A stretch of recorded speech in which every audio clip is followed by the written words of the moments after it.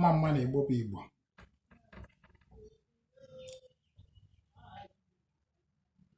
N'ụbọchị taata achọrọ m ka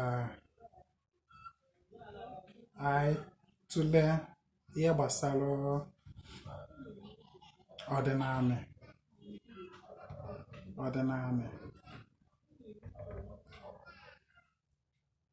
Ọdịnanị bụ ụzọ ofufe. Enwere ọdịnanị na omenanị. Ọdịnanị bụ ife dị adị. Omenanị bụrụzie ụzọ esi emezi ya bụ ọdịnanị.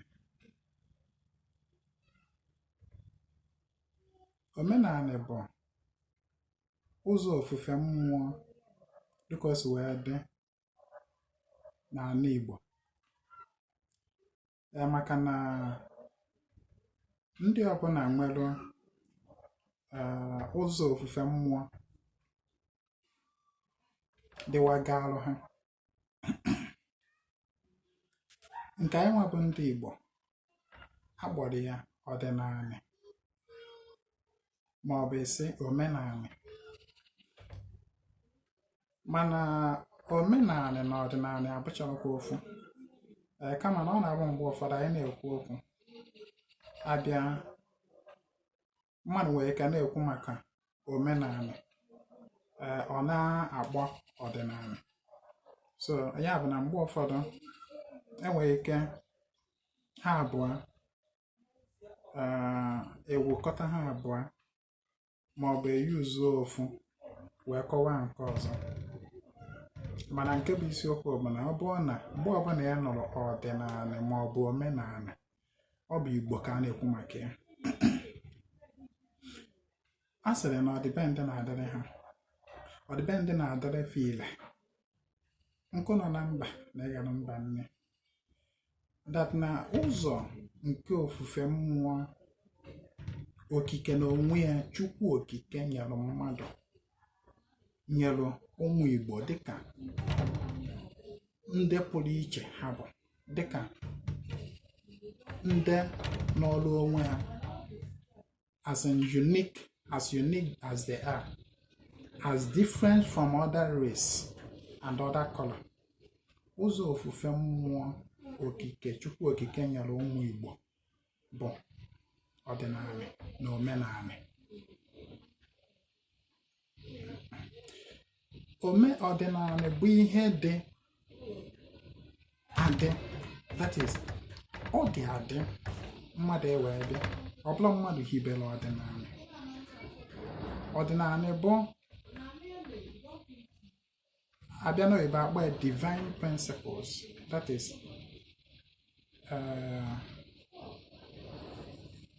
ụzọ maọbụ usoro okike yibelu nke ihe niile ekere eke na-agbado ụkwụ na ya.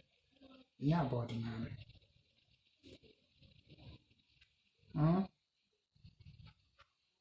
Iji maatụ, na iweru ji sonye n'ala, kịta bụ oge ọrụ ugbo, iweru ji ịkwanye n'ala, ji ahụ ga-emecha ruteru gị ji, ọ ga-erutere gị ji. Ji ahụ ama nrutere gị ọka unless ma iwere ọka kụnyekwa. Ji ahụ bụ ji ka ọ ga-erutere gị, mana o jezi irute ya bụ ji, o rutezie n'ụba n'uju. Ihe a bụ ọdịnala, ọ dị adị. Ọ bụrụ na ị bịa n'ala Igbo iwere ji kọnye, ọ ga-erutere gị ji. Iwerukwa the same ji jekwa na China, ịkọnyekwa ya n'ala, ji ahụ ka ọ ga-erutekwara gị. Ijee na Amerịka, iwerukwa ji ahụ kọnyekwa n'ala, ji ka ọ ga-erutere gị. Ọdịnala dị universal. Ọ dị universal. Another principle bụkwa ọdịnala bụ attraction and repulsion. Attraction and repulsion. That none abụọ dịka ọ dị kpọsọ dịka ọ dị egolu. Na ka onye si eme ka ekwesị akpọ ya attraction. Ụmụ ihe anụ Igbo jichi inu wee kọwa ya. attraction that na ọ bụ ọdịka gị ga na-abịara gị. Ọdịka gị bụ ihe ga na-abịara gị. Ọdịka gị na-akọwa bụ both ma n'echiche. Ihe ị na-eche bụ ihe ga na-abịara gị. Principle of attraction. Ihe ị na-ekwu n'okwu ọnụ bụ ihe ga na-abịara gị. Ihe ị na-eme n'omume ka isi eme ga-editamin kwazi ihe ma ọ bụ dịka ndị mmadụ ma ọ bụ dịka circumstances ga na-abịara gị na ndụ. Principle of attraction. Ihe anụwa bụ the same everywhere. Ọdịnanị ka ọ bụ. Another principle ma ọ bụ iwu okike ji wee hibe ụwa. Ihe niile ekere eke gbadoro ụkwụ na ya bụkwa gravity. That na ọ bụrụ na iwere okwute tụnye elu na okwute ahụ ga-arịtụrịrị n'ala. All things being equal. Gravity. Ọ bụrụ ịtụ na okwute n'elu ọrịba ọmandazi, ọ ga-adarịrị. Gravity. Ị nọ na Nigeria na-were okwute tụnye elu, ọ ga-arịtụ. Ije America were okwute tụnye elu, ọ ga-arịtụ. Ije California were okwute tụnye elu, ọ ga-arịtụ. Ije India were okwute tụnye elu, ọ ga-arịtụ. Ọ dị universal. Ọdịnanị. Enwekwara so many other principles of creation. Okike, ihe niile ekere eke gbadoro ụkwụ na ya. Mana nke a abụla ihe m bịara ịkọwa taa. Maybe ụbọchị ọzọ anyị ga-ewepụta ohere gbarie ya bụ okwu, dọwa agụ agba ọfụma. Mana ihe m chọrọ ikwu taata anụ abụọ ọdịnanị a na-ekwu maka ya. Enyego m some instances about iji wee kọwa ọdịnanị as different from omenanị. Omenanị bụzi usoro esi emezi ya bụ ọdịnanị. For example, ekwuru m maka ịkọ ji. That na ọ bụrụ na ịkọ ji n'ala Igbo na ọ ga-erutekwarụ gị ji, i werekwa the same ji ijee na India ịkọ ya, the same ji ka ọ ga-erutere gị. Ijee na America, ijee na China, the same ji. Nwa ka ịkọ ji na China ka o rutere gị another time na abụrụ ji.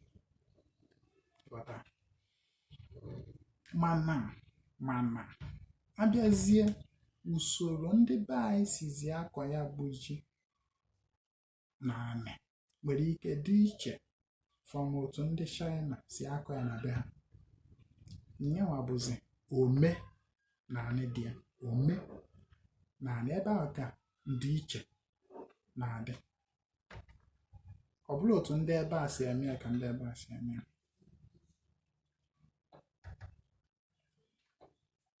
Nke ahụ dịbagodo. On a very good day, anyị ga-ewepụta ohere kọwaa ya ọfụma. Achọrọ m ikwu gbasara ya bụ ọdịnanị maka otu ndị be anyị bụ ndị Igbo si agbala ọdịnanị. Ha nụtara anụ ọdịnanị na ntị maọbụ omenanị na ntị, ọ na-agba ha agba. Ha nụla anụ ya, ya the sound na ntị ha emego ya ọ bụrụ the sound of heaven. Because maka gịnị na-abịago wolu ụka, ndị ọcha abịago wolu ekpere chifa ojuo anyị n'isi wee napụ anyị nke anyị ekpere chi anyị, napụ anyị ewolu nke ha nye anyị. That is, they took away our divine mode of worship and now gave us their own. Ya meziri inwe onye Igbo bụ chọọchị n'isi, ọnụla ana ojii ana ntị ya anụ ọdị ya ọdị ma ọ bụ ome ma na-ababeghị ya, ọ na-agba ọsọ ndị otu ekwensu, ndị ọgwụ ọgwụ. Ọkwa ọdịnanị ka a kpọrọ ya. Ịma ya ndị gboo magburu onwe ha n'ife wee kpọọ ya ọdịnanị. Ọdịnanị, it is on the earth. Abịakwa agba ome, and that is the way of approach to that ọdịnanị. No, omenanị, ome,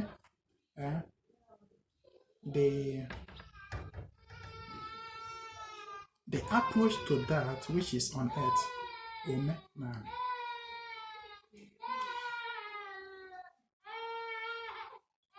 Gị nwa bụ onwe afọ Igbo, ya bịa nụ ọdịnala maọbụ omenala, ị na-agba ọsọ, ị kala akwụkwọ, iwere Baịbụl, iwe chaplet, ikpuchie ntị gị, ijikwa uche gị aka, ị na-agbala ọdịnala ọsọ. Nri ị na-eri, kedu ebe isi enweta ya? Nri. Maka a na-ekwu okwu maka ihe dị n'ala, ihe niile wụ na anị ka ọ dị. Ajọ ọfịa Nnewi sịrị, nke iwe onye si na anị na-achụ gị ọsọ, kedu ebe ị zọdoro ụkwụ?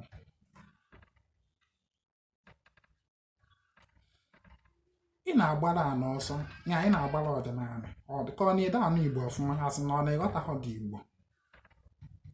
Dị Igbo ọfịara arụ nghọta na-agbọrọ ya ọdịnala.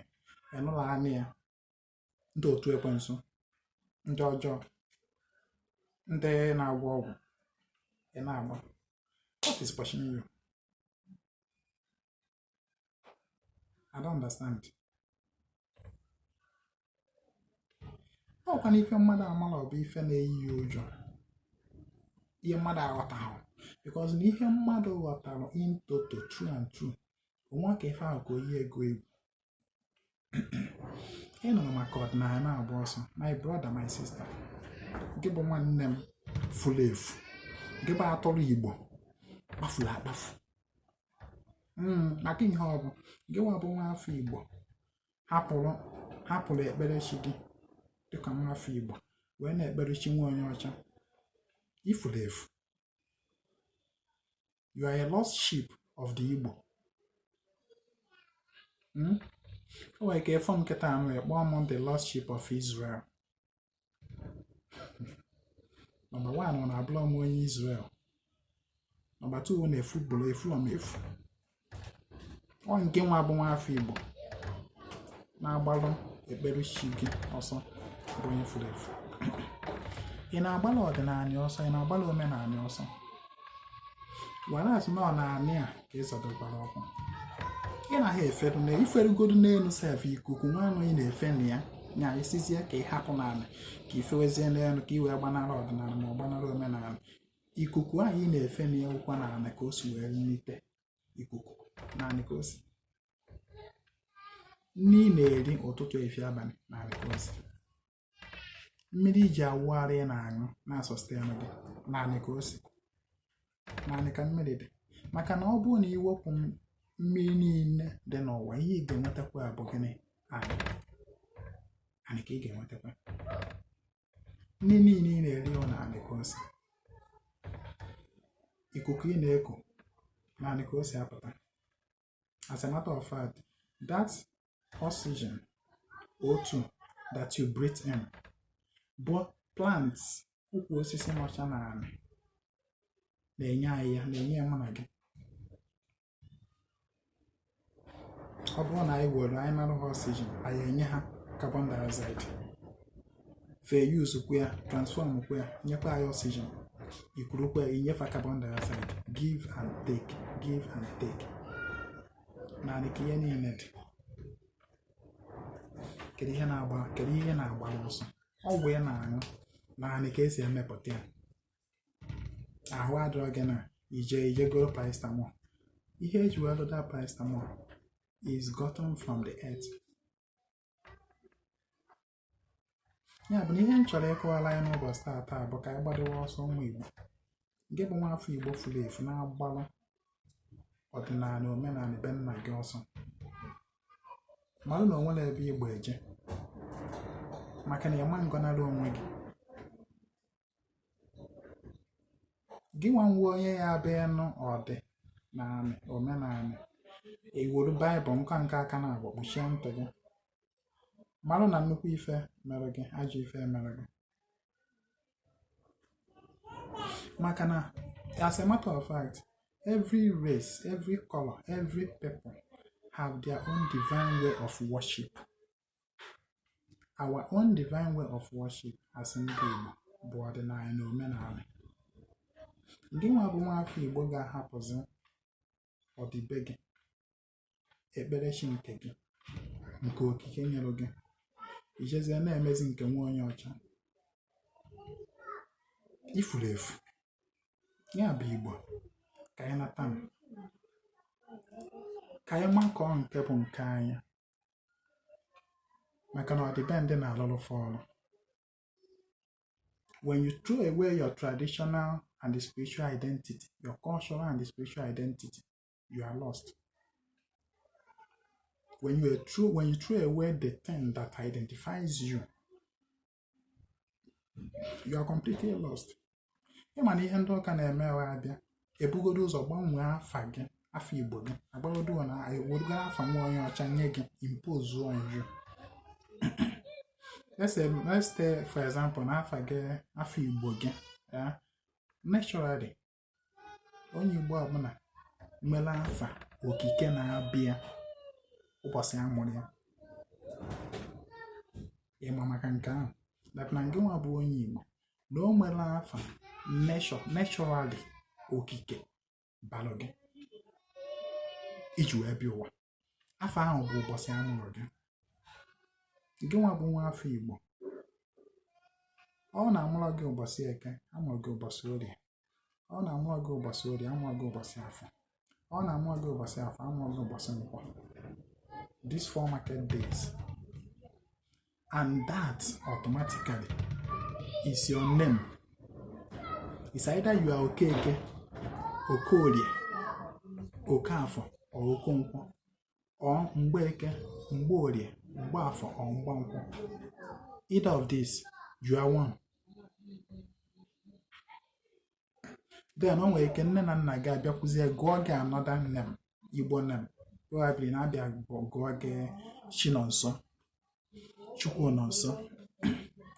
Emechazie kwuru je n'ụlọ n'ụka ka eje mee gị, ka eje saa gị isi, mee gị baptizim, maka esi isi ka ọnwụ. Eruzie ebe ahụ, abaa gị Patrick, abaa gị John, abaa gị Peter. Peter ọ pụtara gịnị? John ọ pụtara gịnị? Patrick ọ pụtara gịnị? Afa nwa onye ọcha. Na nwa onye ọcha a chọrọ ka ị na-aza afọ ya ka nke gị fụọ.